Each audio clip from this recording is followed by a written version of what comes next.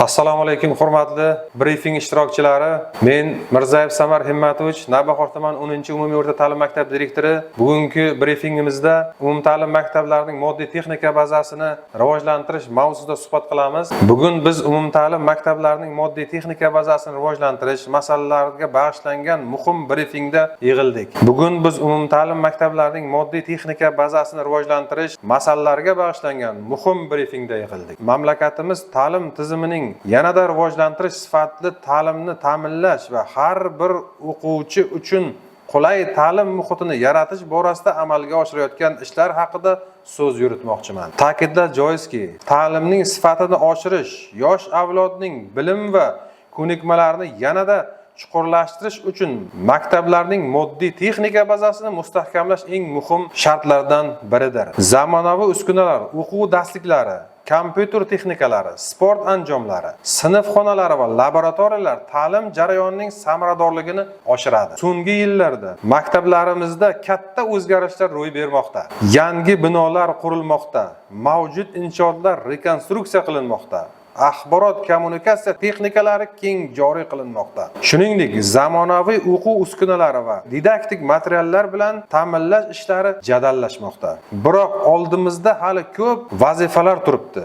Maktablarda texnika yetishmasligi, ayrim hududlarda infratuzilmaning eskirganligi, o'quvchilarga qulay sharoitlar yaratishda muammolar mavjud. Shuning uchun biz har bir hududda maktablarning moddiy texnika bazasini yanada mustahkamlash, zamonaviy ta'lim standartlariga javob beradigan ta'lim muhitini tashkil etishga katta e'tibor qaratishimiz kerak. Bugungi briefingda maktablarning hozirgi moddiy texnika holati va uning tahlili, yangi loyihalar va dasturlarning amalga oshirish istiqbollari, mablag'larning samara taqsimlash va nazorat qilish mexanizmlari, ota-onalar, jamoat va mahalliy hokimiyat bilan hamkorlikni kuchaytirish yo'llari haqida fikr almashamiz. Ta'lim tizimining rivojlantirish har birimizning qo'limizda. Birgalikda harakat qilib, yoshlarimiz uchun eng yaxshi sharoitlarni yaratishimiz zarur. Shunday ekan, bizning maqsadimiz maktablarning nafaqat bilim maskani, balki qulay, xavfsiz va zamonaviy ta'lim muhitini yaratishimizdir. Moddiy texnika bazasini rivojlantirish uchun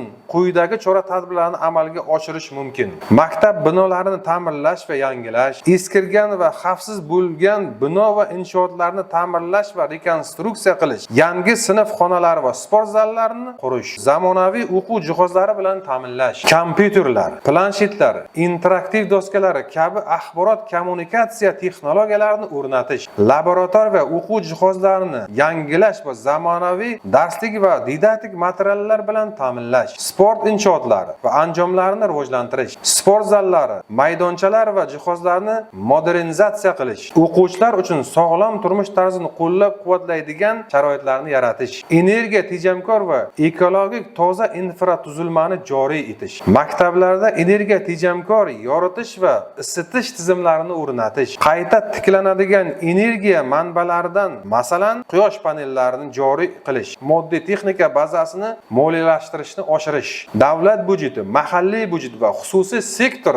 hamkorligini oshirish, homiylik va xayriya fondlarini kengaytirish, xodimlar malakasini oshirish, texnika va xizmat ko'rsatish xodimlarining malakasini oshirish orqali jihozlardan samarali foydalanishni ta'minlash, axborot tizimlarini takomillashtirish, maktablarning moddiy texnika holatini muntazam nazorat qilish va tahlil qilish uchun elektron bazalarni yaratish, ota-onalar va jamoatchilik bilan hamkorlikni kuchaytirish, maktablarni rivojlantirish bo'yicha jamoat faollarini tashkil etish va faol jalb qilish, ingliz tili tanlovlari orqali moddiy texnika bazasini rivojlantirish, ingliz tili bo'yicha xalqaro va mahalliy tanlovlarda faol ishtirok etish, bu tanlovlarda g'olib bo'lgan maktablarga yangi o'quv uskunalari, interaktiv doskalar, ingliz tili o'qitish uchun multimedia texnikalarini olish imkoniyatini beradi. Ta'lim sifatini oshirish uchun grantlar olish, ko'plab ingliz tili tanlovlarini o'quvchilar va maktablarga til o'rgatish jarayonini yaxshilash uchun moliyaviy yordam berish, onlayn va offlayn ingliz tili resurslari bilan ta'minlash, tanlovlarda YouTube, maktabdagi elektron darsliklar,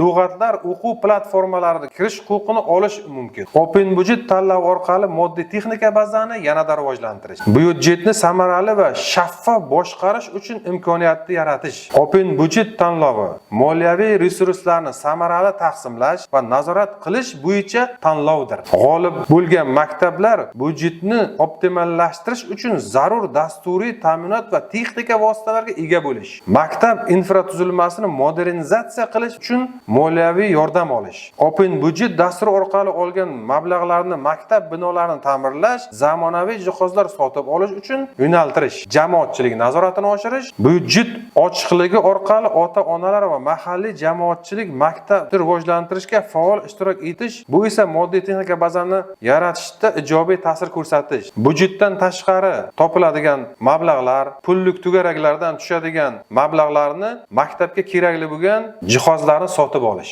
E'tiboringiz uchun katta rahmat.